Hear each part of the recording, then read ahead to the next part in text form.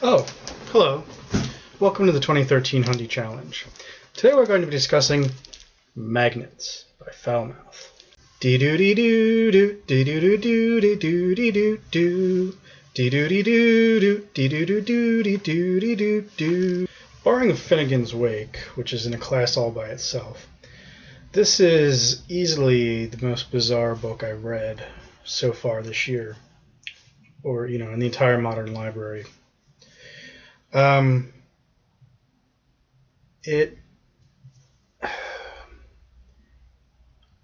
don't want to describe it as a difficult read. It was a fairly straightforward, fairly easy read. You pretty much understood what was going on the whole time.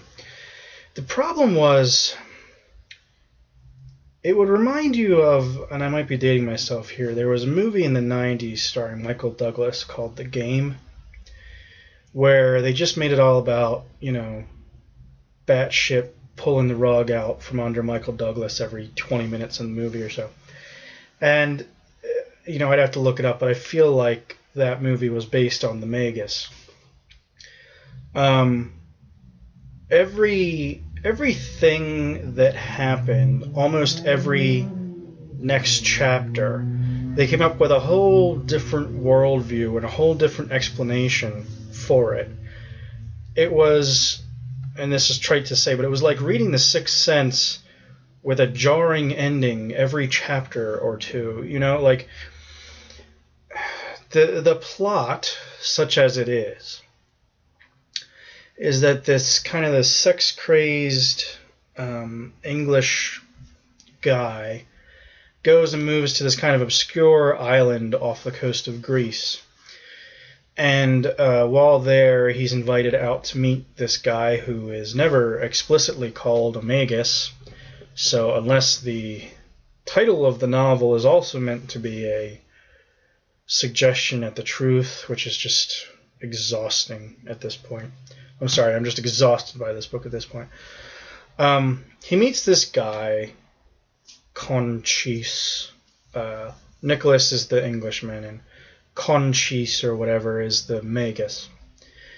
And this guy just kind of puts him through these weird paces and makes him witness these weird plays and tells him these weird stories and fucks with his brain for like 300 pages of the 600-page book.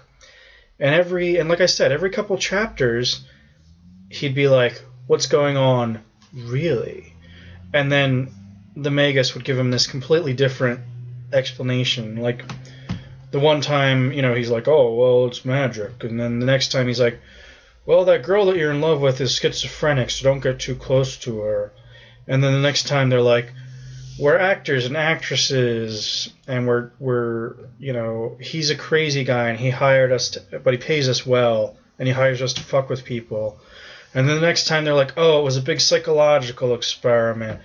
And it just goes on and on like this to the point where you're just like, you're almost like, who the fuck cares at a certain point. And it's like, I get it. It's like, okay, reality has a bunch of ways that you can view it, and, things that we think are magical, could just be somebody pulling our strings, and I get it. It's meant to be confusing and that sort of thing, but when you're actually reading it, it's kind of exhausting. Like, I don't particularly appreciate having the rug pulled out from me every 50 pages or whatever. I will say that I was getting bored, I was getting exhausted with this whole fucking thing, which, I mean, it was well executed such as it was. It was just, to me, like, come on, give me a fucking break. Like, it was well, he did what he set out to do, which was no doubt to say, do you ever really know what reality is? He could have done it in half the length, I feel like. But anyway, as I was saying, I was getting bored about halfway through, maybe more than that, maybe more like 3/4 of the way through. When you reach the centerpiece of the novel, which I had been fading in and out, but finally it like caught my attention and hung on to it. The whole, it's so fucking complicated, I can't even explain it. The premise of who the Magus was, even though he claimed to be somebody different every couple of chapters, he claimed to be, I don't even fucking know, this guy on the island during the war who served as the mayor. Let's say that. He served as the mayor when the Germans took over Greece. So he was considered a collaborator. And the whole time they're kind of hinting about, oh, you don't talk to that guy, he's a collaborator. And Nicholas, the main character, just keeps getting drawn deeper and deeper into this web. And he's like, I understand he's a collaborator, but I have to find out what he's up to. And finally they get to the point where he explains, supposedly, until the next chapter when they pull the rug out 17 more times, about what the island was like during the war. And this, for me, was the most fascinating and, not to mention, true-to-life part of the book, because it felt like one of those rarely glimpsed parts of World War II, which by this point we're all so jaded with our, media, with our books and our movies and everything about World War II, that we feel like we know the whole thing. And like if you're a buff like me, you feel like you can know the whole thing.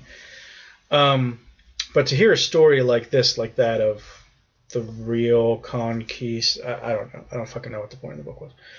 But this story about this collaborator guy, and how the Greek partisans sort of set up the island to become a kind of a site of a massacre, because they knew that the Germans would overreact and kill a bunch of villagers. And so the partisans figured if they made an attack, they would turn the island into a stronghold on their side because of the anticipated German reprisal. And then when the Germans actually came in, because the German commandant, the lieutenant or whatever that was there, was kind of like a sweetheart. He was kind of like a marshmallow.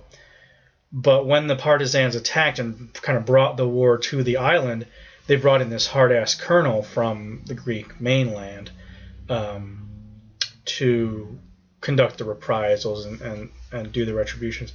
And this was, to me, the most interesting part of the book, this maybe 50 or 100 pages.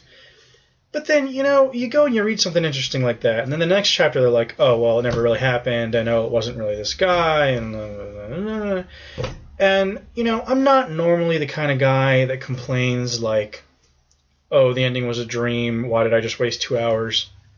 I understand sometimes the ending is a dream. I don't feel like my time is wasted if I enjoyed the story.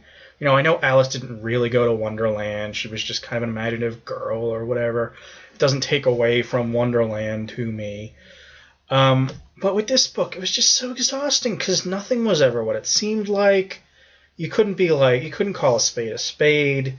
You couldn't call a pack of matches because everything had to be different every fucking chapter. Like I say, it's just, it's an exhausting experience. He's accomplished what he set out to do, Fowles. But just what an exhausting experience. Anyway, thanks for tuning in. We'll see you next time.